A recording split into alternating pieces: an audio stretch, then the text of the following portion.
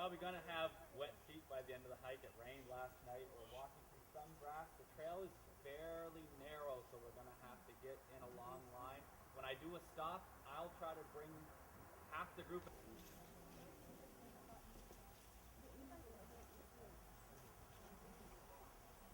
Sandy red trees probably had been attacked by various fungi and weakened the structure of those trees over time.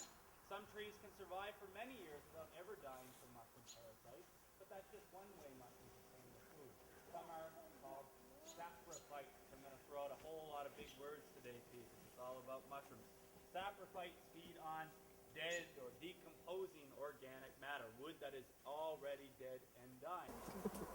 Another big polypore just starting to grow, probably one of the white cheese polypores again.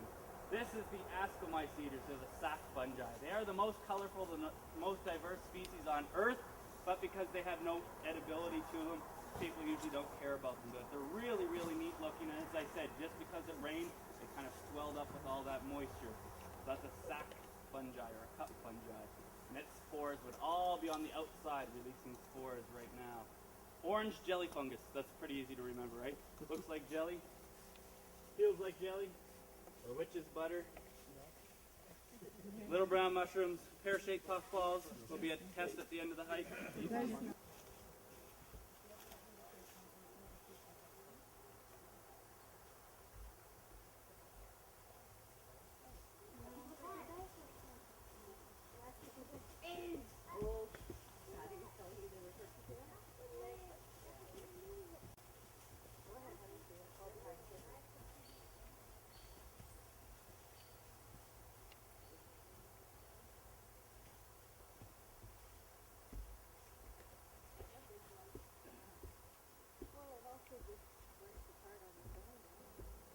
Grown to grow again. Well, that's false. I mean, it doesn't hurt the apple tree when you pull an apple off.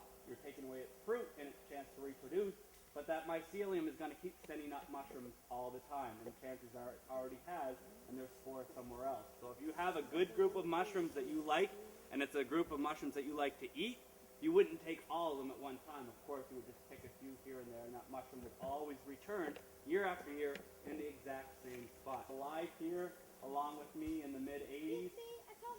Okay, good. I want to see your mushrooms in just 1 second. There are tons of mushrooms all over the place. So we'll look at a few of the easy ones to find. What was this called again?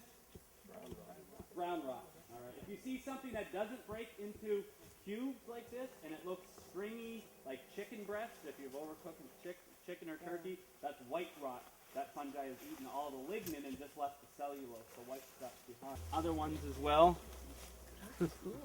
Dead man's fingers, or Zalaria is the Latin. It's kind of fun to say. You say it. Say Zalaria. Yeah, it's an easy one. It comes off the tongue pretty easy. Zalaria, or dead man's fingers. Looks like the hands of a rotten corpse. Sometimes it's big as a human. It's slippery. There is probably the coolest polypore that we'll see on this whole entire hike.